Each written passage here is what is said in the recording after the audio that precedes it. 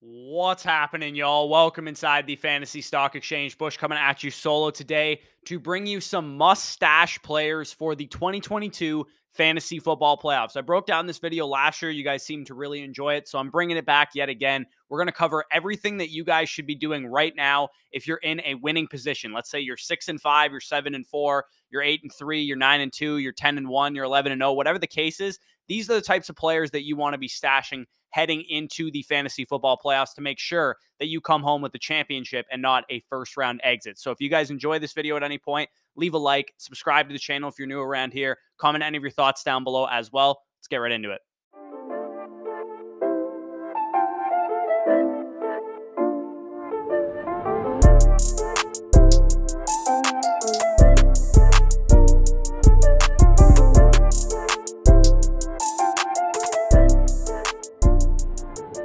Okay, so first we're going to define what a stash is and basically what are the most important stashes that we can make. Now, for starters, a stash is basically a guy that you're going to hold on the end of your bench in case you want to use them during your fantasy football playoffs. So this is not a guy that you're going to pick up and throw into your lineup right away. This is a guy that is held in reserve on one of your 6, 7, 8, however deep your bench is, and you're just going to hold him in case something happens, and he'll be a valuable part of your fantasy lineup. So the most important stashes that you can make this time of year is backup running backs, because backup running backs are the only pieces that you can get off of waivers during this time of year that should see a huge upgrade in value, because running back is a position based on opportunity. And of course, in Superflex leagues, quarterback is a position based on opportunity as well, but I'm strictly talking about 1 QB leagues right now. So running backs are really the only position where volume and opportunity is directly transferable in case of injury. By this point in the season, it's very rare that we're going to see any wide receivers or tight ends just suddenly up and break out down the stretch unless they're rookie wide receivers. So continue to stash rookie wide receivers,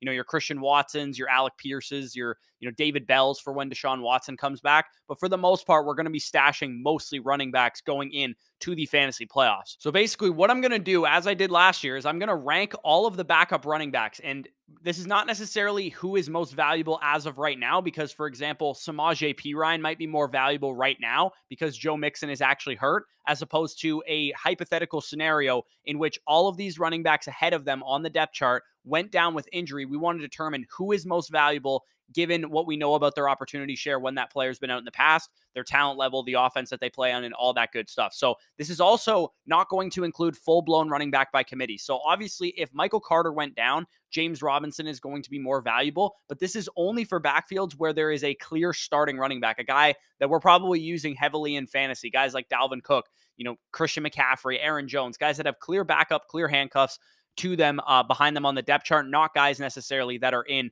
split backfields where we don't know who the starter is. So as you guys can see on the screen, ranking the backup running backs as if the starter went down. You guys can see their tier-based rankings. We have guys with RB1 upside, guys with high-end RB2 upside, guys that would be solid volume plays, RB2s, and then guys that are more so flex play, RB3 type of options. So I'm going to go through each tier and talk about these players. You guys can see their percentage rostership in sleeper leagues right now. This is based on sleeper percentages. So if these guys are available in your leagues, again, these are the rank in order of how good of stashes they are, not necessarily how valuable they are to your team or the likelihood of their player getting injured ahead of them. This is just in a hypothetical scenario. If every single starting running back went down in the NFL, who would be the most valuable running backs in fantasy football? And that's why in tier 1, we have the usual suspects: Tony Pollard, Kareem Hunt, A.J. Dillon, and Alexander Mattison. We have seen all of these guys in starting positions at spots in their careers the last 2 years or so. They're all workhorses in absence of the starter. When Tony Pollard is the starting running back for the Dallas Cowboys, we saw it in week 10 this year,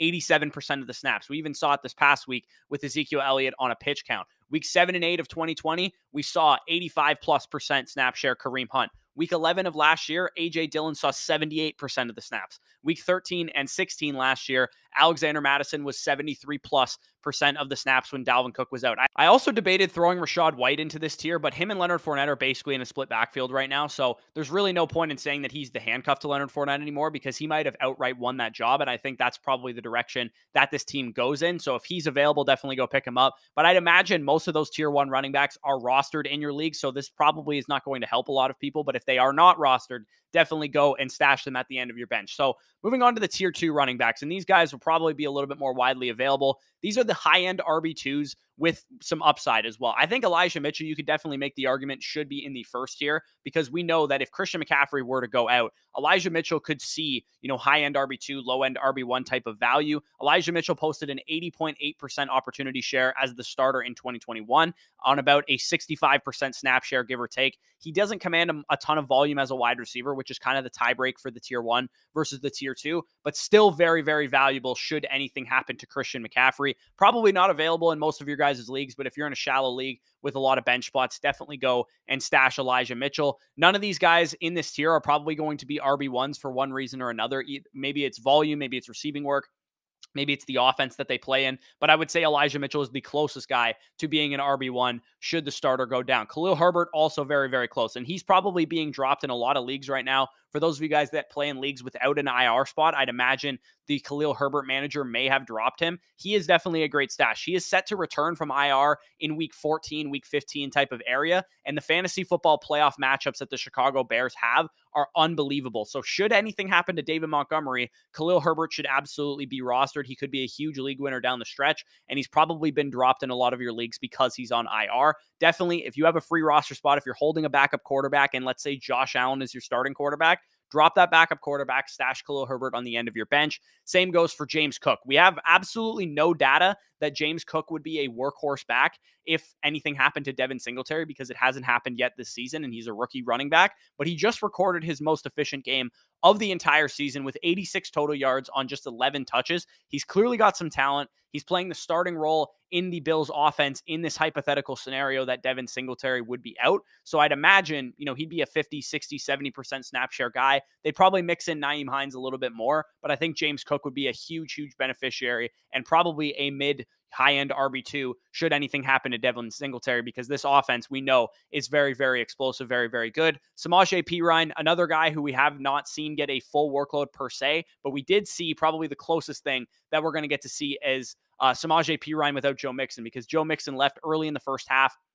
with a concussion. Nearly 100% of the snaps went to Samaje Perine as a result once Joe Mixon was out. Clearly very valuable if Mixon misses any time with a concussion. And we might be faced with that reality this week, because we know concussions can be finicky, and Joe Mixon could be out for this game. Samaje Perine, definitely a high value waiver add this week specifically, but in general, if Joe Mixon misses no time, then definitely stash him regardless. Because if Joe Mixon is going to play this week, people are going to drop Samaje Perine because they're not going to view him as valuable anymore. But definitely go ahead and add him, put him at the end of your bench, because if Mixon does miss any time, he will be very valuable. Damian Harris, also such a weird thing to say that he's the handcuff to Ramondre Stevenson now, because he was the starter entering the season, but he definitely is the handcuff to Ramondre Stevenson. Ramondre has consistently been getting, 65 to 80% of the snaps all season. Damian Harris was a mid RB2 last year as the starting running back. If Ramondre Stevenson missed any time, Damian Harris would probably return to that touchdown or bust early down workhorse type of role.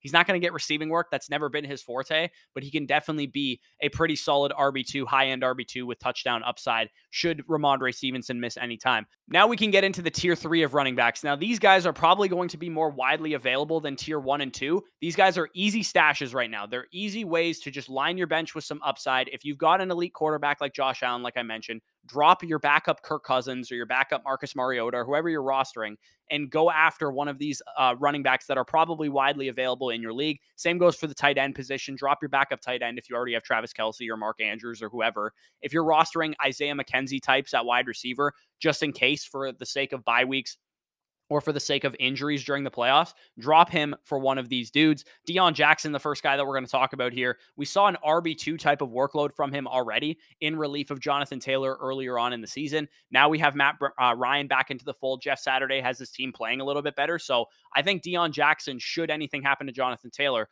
would be a lot more valuable than he was previously when he was last relevant. And he actually finished as the RB1 on the week on the back of a 29% targets per route run rate in week 6 when Jonathan Taylor was out. Matt Ryan fed him a ton of targets in that game, and he was absolutely awesome. So make sure Deion Jackson is rostered in your league. We know what the split is when Jonathan Taylor is out. He's an easy path to line your bench with some upside. Same goes for Tyler Algier. Since Cordero Patterson has been back, Tyler Algier may have been dropped in some of your leagues. He had a solid few outings from weeks 5 through week 8 to 9 as the Falcons starting running back when Cordero Patterson was on IR. He was consistently around that 60% snap share range for a team that loves to run the ball. He was also running the most routes on the team as well. And he's clearly a very, productive and efficient player. So Tyler Algier, another guy that I think you should be throwing at the end of your bench. Keontae Ingram is another one that a lot of people won't know about. He's one of the most widely available guys in this tier. He has been efficient on his limited touches so far, and I also really just liked him coming out of USC during the draft, and he presumably takes over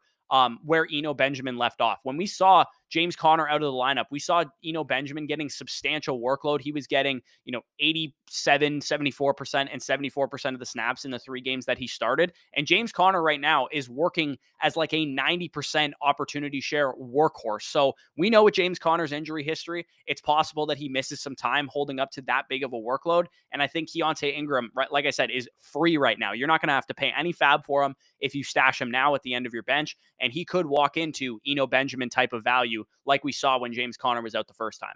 Next, we have another guy who is another one of these like very widely available guys that I think a lot of people are sleeping on. We have Isaiah Spiller. The Chargers are getting healthy right now on offense. They're playing better and better. And Isaiah Spiller has started operating ahead of Sony Michel as the clear second running back on this depth chart. Austin Eckler is 27 years old. I liked Isaiah Spiller as a prospect. He's tough. He's an asset in the passing game. And Austin Eckler has shown to be prone to lower leg injuries and all that kind of stuff. So if he ever missed time, I think Isaiah Spiller could be an absolute league winner as a talented, 4th round running back prospect who probably should have gone on day 2. And he would be worked into a full-time workhorse role for an offense like the Los Angeles Chargers, who's finally getting healthy. Jaylen Warren, another guy that fits into this tier. He's easy. He might just be more talented than Najee Harris altogether, but I do believe it would take a Najee injury for Jaylen Warren to ever get a big-time workload. But nonetheless, he should definitely be rostered as a stash as well. Kenneth Gainwell, I debated putting him actually in the next tier down, but I think given the strength of the Eagles offense, Kenneth Gainwell, even if he was splitting touches with Boston Scott or Trey Sermon, whoever else they have in that backfield,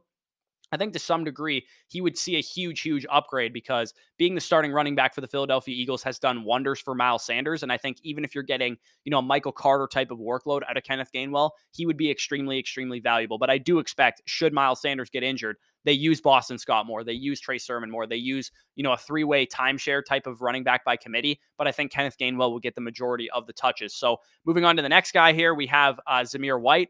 And we know that Josh Jacobs is getting a workhorse role. We've seen Josh Jacobs, kind of struggle to stay healthy down the stretch of the season as well. Zamir White was not a guy that I was high on coming out of Georgia this past year, but he did get, 4th round draft capital. I do think that if Josh Jacobs missed any time, he would at least get the early down work. I think they would use, their 3rd down backs there on 3rd down because Zamir White just provides nothing from that aspect. But I do think we could be talking about, a touchdown or bust RB2 in Zamir White. And then finally, we have Mark Ingram. In the case of an Alvin Kamara injury, Mark Ingram has seen big time workhorse usage going back to last year in weeks 10 and weeks 11. He was a 70% snap share guy in both of those games. Mark Ingram is currently on IR, but he is eligible to come off in a week or two. And the Saints have one of the easiest playoff schedules that you're ever going to see. So should anything happen to Alvin Kamara, I think Mark Ingram could definitely be a huge waiver add. And we want to get ahead of the curve, right? The reason we're stashing these guys is because we don't want to pay all of our fab budget for them when they finally become the starter. We want to get ahead of the curve and stash these guys before they become valuable so we don't have to drop our entire fab budget. So moving on to the tier 4 of running backs, I'll just wrap this one up really quickly. Matt Breida, DJ Dallas, Dontrell Hilliard, Jermichael Hasty, and Rex Burkhead.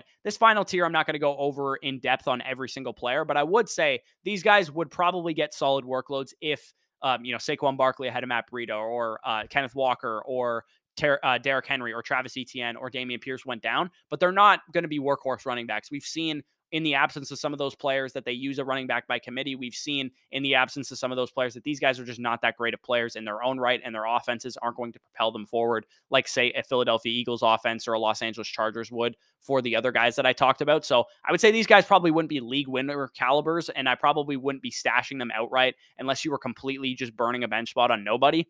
But should anything happen to the starter ahead of them, they probably would see some uptick in value and be viable as like a low-end flex play or something. So definitely something to keep in mind. But we can move on to the next part of the stashes, and this is your streamers, right? Because I'm sure some of you guys still play in leagues with defenses. I'm sure some of you guys play in leagues where you're stashing quarterbacks and you're streaming quarterbacks because you don't have a great quarterback right now. Obviously, it goes without saying, but Deshaun Watson should absolutely be rostered if you play in a league where he is on the waiver wire because Deshaun Watson is coming back from his suspension next week, I believe. believe, and Deshaun Watson could be, a stud quarterback. We've seen how viable Jacoby Brissett has been in this offense. Deshaun Watson is just that much better of a talent. But the QB stashes that you guys should be going after, if you guys are streaming the quarterback position week in and week out, you have a different quarterback, you're just playing matchups, all that good stuff.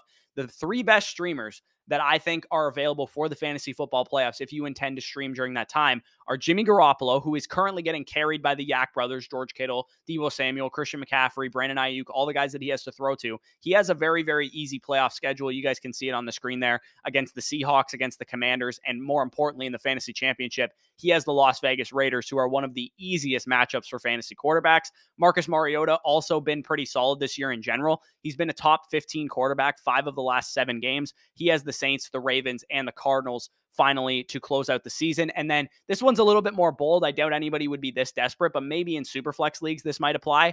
The Jets quarterback, whoever it ends up being, apparently it's Mike White. He just announced the starter today, but maybe it's Joe Flacco by that point in time. He does have a very, very easy playoff schedule, whoever it ends up being. If it's Mike White or Joe Flacco, Lions, Jaguars, Seahawks to close out the season, they could definitely be decent streamers, especially for those of you guys in Superflex leagues.